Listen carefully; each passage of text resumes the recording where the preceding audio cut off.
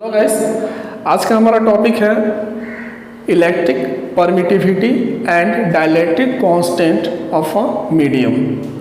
पिछले क्लासेज में हम लोगों ने दो चार्जेस के बीच इलेक्ट्रोस्टैटिक फोर्स का मैग्नीट्यूड ज्ञात करने के लिए कूलम्ब के लॉ को पढ़ा था।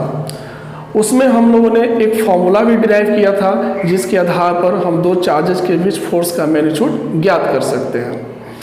उस फार्मूला को हम लोगों ने लिखा था F = 1/4 pi epsilon Q1 Q2 R²। अब यहाँ पे ये जो टर्म आ रहा है एप्सिलॉन, इसी को हम लोग मीडियम की एब्सोल्यूट इलेक्ट्रिक परमिटिविटी कहते हैं। इसको हम लोग पिछले क्लास में भी इसके बारे में कुछ समझा था। हम लोग आज के क्लास में इसको थोड़ा विस्तृत समझेंगे और इसके यूनिट, डायमेंशन और इसके सारे वैल्यू, कांस्टेंट्स वैल्यू को हम लोग ज्ञात करेंगे। तो एप्सिलॉन को हम लोग यहाँ कहते हैं epsilon = absolute electric permittivity of a medium. यानी जिस भी मीडियम में चार्ज को रखा गया है उस चार्ज की परमिटिविटी क्या है। परमिटिविटी का मतलब हो गया कि ability of the medium to allow to pass the electric charge या इलेक्ट्रिक लाइन ऑफ फोर्स। ये हर मीडियम की अपनी अपनी एक प्रॉपर्टी होती है और हर मीडियम की अपनी अपनी परमिटिविटी की वैल्यू होती है, सबकी अलग अलग होती है। तो जो मीडियम किसी भी इलेक्ट्रिक चार्ज को जितना ज़्यादा अलाउ करता है पास करने की, उसकी एबिलिटी उतनी अत्यधिक मानी जाती है, उसकी परमिटिविटी उतनी अत्यधिक होती है।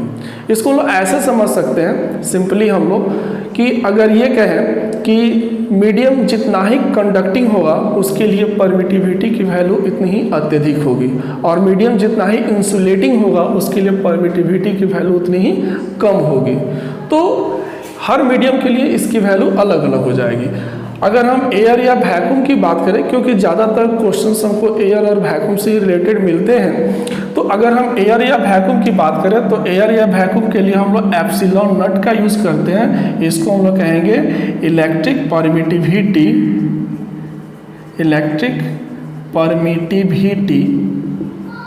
ऑफ एयर और फ्री स्पेस यानी वैक्यूम। एयर या फ्री स्पेस के परमिटिविटी को हम लोग एप्सिलॉन नॉट से डिनोट करते हैं। तो अगर हम किसी एयर मीडियम में अगर उसकी एयर मीडियम में अगर हम दो चार्जेस के बीच फोर्स का मान निकालते हैं तो फॉर एयर, हम लोगों ने पिछले क्लास में जैसे पढ़ा था, तो फॉर एयर के लिए हम लोग फोर्स का मान जब लिखेंगे तो उसको लिखेंगे 1/4 पाई एप्सिलॉन नॉट, और ये हो जाएगा Q1 Q2 R²। तो ये हमारा एयर मीडियम के लिए हो गया। ये जो फॉर्मूला है वो किसी भी मीडियम के लिए लागू होगा, लेकिन ये जो फॉर्मूला है ये सिर्फ एयर के लिए ही लागू होगा, किसी दूसरे मीडियम के लिए लागू नहीं होगा। तो हम लोग पहले एयर या फ्री स्पेस के बारे में हम इसको समझ लेते हैं। ये air as well as free space के लिए भी लागू होता है। तो हम लोग अब यहाँ पर जो टर्म्स है एप्सिलॉन नॉट, उसके बारे में अगर हम इस फॉर्मूले से एप्सिलॉन नॉट की वैल्यू निकालें तो हम लोग इसको सिंपली ऐसे लिख सकते हैं 1/4 पाई F Q1 Q2 R²। तो यहाँ से हम लोग आसानी से इस फॉर्मूले का यूज़ करके एप्सिलॉन नॉट का यूनिट और डायमेंशन हम लोग फाइंड आउट कर सकते हैं। जैसे देखिए यहाँ पर अगर हम यहाँ से इसका यूनिट लिखें तो यूनिट ऑफ एप्सिलॉन नॉट क्या हो जाएगा, तो ऊपर में हमारा दो चार्ज है Q1 और Q2, तो चार्ज का SI यूनिट जो होता है वो होता है कूलम्ब, तो कूलम्ब इंटू कूलम्ब, और नीचे में 4 पाई तो कांस्टेंट है, F फोर्स है, फोर्स का SI यूनिट हम लिखेंगे न्यूटन, और फिर R डिस्टेंस है दो चार्जेस के बीच, उस डिस्टेंस का जो SI यूनिट होता है वो मीटर होता है, इसलिए इसके लिए हम लिखेंगे मीटर, तो ये हो जाएगा मीटर स्क्वायर। तो इसको हम ऐसे लिख सकते हैं कूलम्ब स्क्वायर, और ये न्यूटन ऊपर जाएगा, इसको लिखेंगे पर न्यूटन और पर मीटर स्क्वायर। तो ये एप्सिलॉन नॉट का यूनिट हो जाएगा। इसी फॉर्मूला का यूज़ करके हम लोग एप्सिलॉन नॉट का डायमेंशन भी निकाल लेते हैं। तो फिर यहाँ से हम लोग निकालते हैं एप्सिलॉन नॉट का डायमेंशन, तो ऊपर में फिर हमारा दो चार्ज है, तो चार्ज का डायमेंशन लिखेंगे और फिर नीचे फोर्स और डिस्टेंस का डायमेंशन लिखेंगे। तो चार्ज का डायमेंशन जो होगा वो चार्ज का डायमेंशन होता है AT। तो दो चार्ज है तो दो बार इसके डायमेंशन को लिखेंगे AT इंटू AT। और फिर अब जिन लोगों को चार्ज का डायमेंशन नहीं आता है तो वो लोग इस फॉर्मूले का यूज करके इसको समझ सकते हैं। यहाँ आपको मैं बता देता हूँ। जैसे हम लोग जानते हैं कि electric current I is equal to होता है Q अपॉन T। तो यहाँ से अगर हम लिखें तो Q इज इक्वल टू हो जाएगा I इंटू T। तो इस फॉर्मूले का यूज़ करके हम चार्ज का डायमेंशन लिख सकते हैं, क्योंकि अगर हम चार्ज का डायमेंशन यहाँ से लिखेंगे तो करंट का डायमेंशन हो जाएगा A और टाइम का डायमेंशन हो जाएगा T। तो इस प्रकार से हमारा ये डायमेंशन निकल जाएगा चार्ज का। वही डायमेंशन हमने वहाँ पर यूज़ किया हुआ है।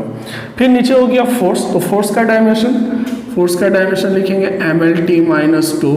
और फिर यहाँ पर डिस्टेंस है तो डिस्टेंस का डायमेंशन L। तो ऊपर पावर में 2 है तो यहाँ भी 2 हो जाएगा। तो अगर ऊपर वाले को हम एक साथ लिखें तो A2 T2 और नीचे वाले को अगर एक साथ हम इसको लिखें तो ML3 हो जाएगा और T-2 हो जाएगा। तो सिंपली ये हमारा रिजल्टेंट हमारा ये जो डायमेंशन प्राप्त होगा M-1 L-3 T4 A2। तो ये हमारा एप्सिलॉन नॉट का डायमेंशन हो जाएगा, यानी एयर की परमिटिविटी के लिए ये हो जाएगा। तो ये सिर्फ एयर के, अब ये जो यूनिट और डायमेंशन है ये सिर्फ एयर के लिए वैक्यूम के लिए नहीं है, बल्कि ये परमिटिविटी के लिए, वो चाहे किसी भी मीडियम को हो, ये हमारा यूनिट और डायमेंशन सबके लिए सेम होगा। ठीक है। अब इसकी वैल्यू क्या होगी, एयर की वैल्यू, एयर में परमिटिविटी की वैल्यू। तो वैल्यू ऑफ एप्सिलॉन नॉट, इसकी वैल्यू होती है 8.85 इंटू 10⁻⁻12 और यूनिट फिर हम वही लेंगे कूलम्ब स्क्वायर पर न्यूटन पर मीटर स्क्वायर। तो ये एप्सिलॉन नॉट की वैल्यू होती है, यानी एयर में परमिटिविटी की वैल्यू इतनी होती है। इसको आप बिल्कुल रट लेंगे, इसकी हर जगह जरूरत पड़ेगी। ठीक है। और अगर इसी फॉर्म वैल्यू को अगर हम यहाँ पर इसको रख दें तो 1/4 पाई एप्सिलॉन नॉट, तो इसकी वैल्यू कितनी हो जाएगी, इसको हम लिख सकते हैं value of 1/4 pi epsilon not. अब देखिए एप्सिलॉन नॉट की वैल्यू इतनी है 4 और पाई की वैल्यू 22/7 यानी 3.14। इन सबको मल्टीप्लाई करें और फिर डिवाइड करें तो इसकी वैल्यू आ जाएगी 9 इंटू 10⁹। और फिर इसका यूनिट देखिए, चूंकि एप्सिलॉन नॉट नीचे है तो सारे यूनिट्स भी नीचे होंगे, लेकिन जब हम इसको ऊपर ले जाएंगे तो जो भी माइनस वाले इन्वर्स वाले टर्म है वो प्लस में हो जाएंगे। तो इसकी यहाँ पर यूनिट हम लिख सकते हैं न्यूटन मीटर स्क्वायर पर कूलम्ब स्क्वायर। तो ये 1/4 पाई एप्सिलॉन नॉट की वैल्यू हो जाएगी। अब इस वैल्यू का क्या बेनिफिट हमको, तो जब भी हम लोग दो चार्जेस के बीच कूलम्ब फोर्स का यूज़ करेंगे और फोर्स का मैग्नीट्यूड निकालेंगे तो अब हमको एप्सिलॉन नॉट का अलग वैल्यू नहीं लिखना होगा, पाई का अलग वैल्यू नहीं लिखना होगा। हम डायरेक्ट क्या करेंगे कि इस पूरे की जगह पर 9 इंटू 10⁹ का यूज़ करेंगे। कभी कभी फॉर्मूला में क्या होता है कि F is equal to 1/4 pi epsilon जो लिख रहा है इसके जगह पर K का भी यूज होता है, तो वो फॉर्मूला जो होता है हमारा इस फॉर्म में कन्वर्ट हो जाता है। अगर इसको फिर हम K का यूज करके लिखेंगे तो ये हमारा फॉर्मूला ऐसे हो जाएगा K Q1 Q2 upon R²। तो यहाँ पर जो K है वो K हमारा इसी वैल्यू को रिप्रेजेंट करता है 1/4 पाई एप्सिलॉन नॉट। तो इसको भी आप ध्यान रखेंगे, कहीं पर अगर ऐसा लिखा हो तो ये नहीं समझे कि फिर ये K कहाँ से आ गया। तो यहाँ पर K जो है 1/4 पाई एप्सिलॉन नॉट को रिप्रेजेंट करता है। ठीक है। तो ये उसी के लिए K का यूज़ किया जाता है। तो ये तो हो गई इलेक्ट्रिक परमिटिविटी की बात, जो हर मीडियम की अलग अलग होती है। और फिर हमने एयर की परमिटिविटी, एयर या वैक्यूम की परमिटिविटी की बात हमने की और इसका यूज़ हम लोग फॉर्मूले, इसका ये सब हम लोग फॉर्मूला निकाला, वैल्यू निकाला, जिसका यूज़ हम लोग फॉर्मूले में करेंगे।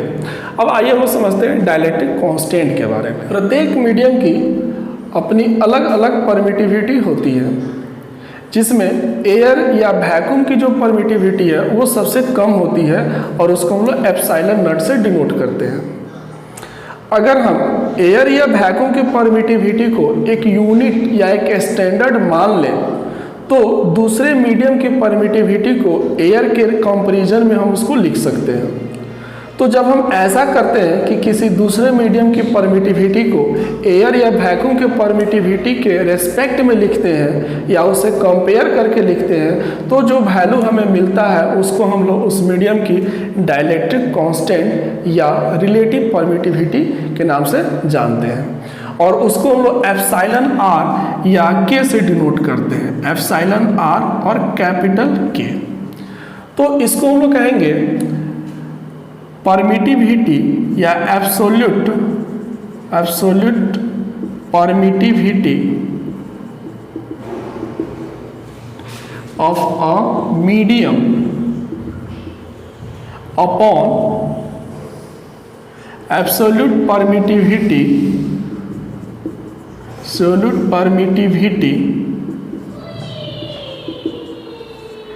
परमिटिविटी ऑफ एयर या वैक्यूम।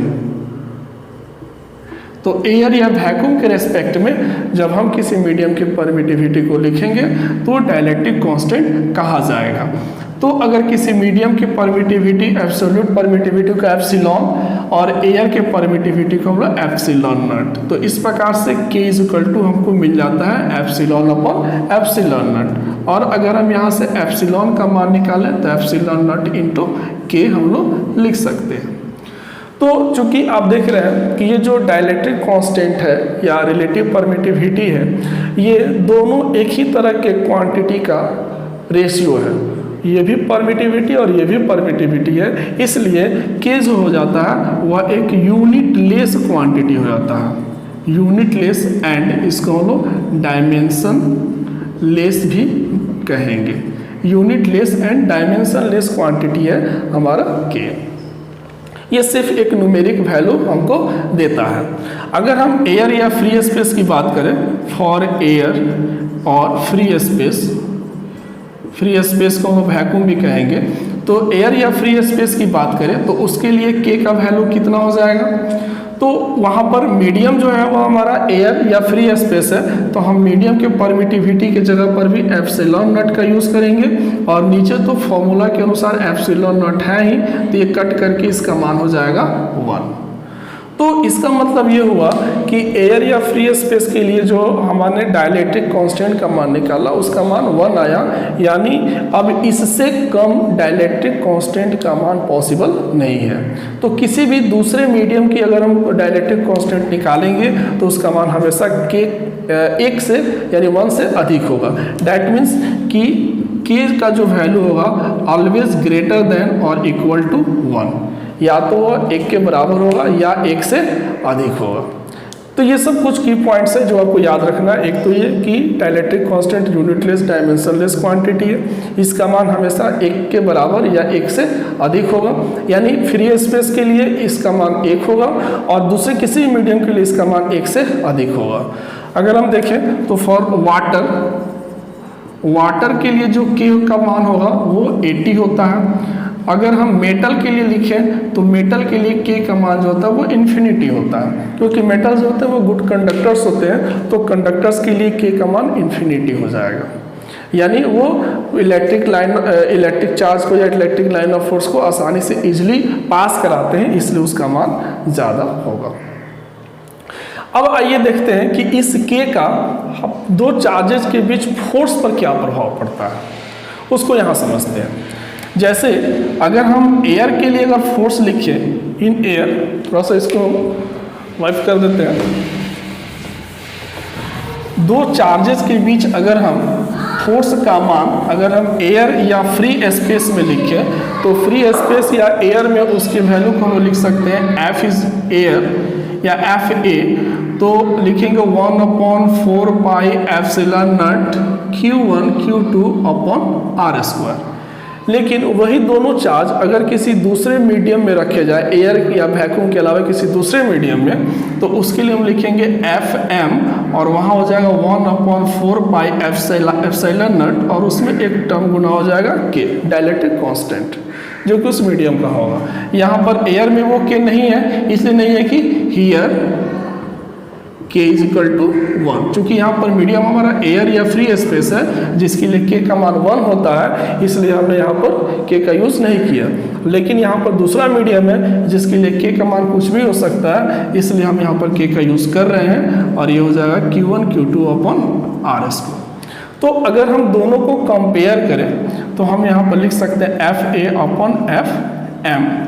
FA की वैल्यू को ऊपर लिखेंगे 1/4 pi epsilon not Q1 Q2 upon R square, और इसको यहाँ नीचे लिखते हैं 1/4 पाई एप्सिलॉन नॉट K और Q1 Q2 upon R square. तो ये सब देख रहे हैं सारे टर्म्स कट जाएंगे, सिर्फ नीचे k बचेगा और ये k फिर ऊपर चला जाएगा तो यहाँ हो जाएगा ये k। डेट मीन्स इसको हम यहाँ पे ऐसे लिख सकते हैं FA upon FM is equal to k। अब चूंकि हम लोग k के बारे में क्या पढ़े हैं कि k ऑलवेज ग्रेटर देन 1। दूसरे मीडियम के लिए k का मान तो मतलब एयर या वैक्यूम को छोड़ करके किसी भी दूसरे मीडियम के लिए k का मान 1 से अधिक होता है, तो सो FA always greater than FM। क्योंकि k का मान 1 से अधिक है तो इसलिए एक k का मान 1 से अधिक तभी पॉसिबल है जब FA का मान FM से अधिक हो। इसका मतलब क्या हुआ कि दो चार्जेस के बीच जो लगने वाला फोर्स है वह एयर में किसी दूसरे मीडियम की तुलना में हमेशा अधिक होगा। यानी अगर वो दो चार्ज वाटर में रखे जाए और फिर उसको उठा करके एयर में रखे जाए तो वाटर में जितना फोर्स लगता था उसकी तुलना में एयर में ज़्यादा फोर्स लगेगा। जैसे अगर हम यहाँ पर k को वैल्यू याद देख लें कि इफ़ द मीडियम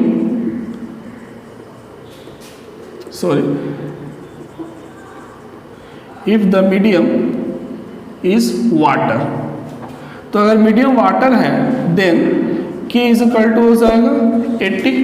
तो अगर हम उसी वैल्यू को यहाँ पर यूज करें तो we get FA upon FM। अब m की जगह पर हम यहाँ पर वाटर है तो इसलिए W का यूज कर रहे हैं और ये k की जगह पर हमारा वैल्यू हो गया 80।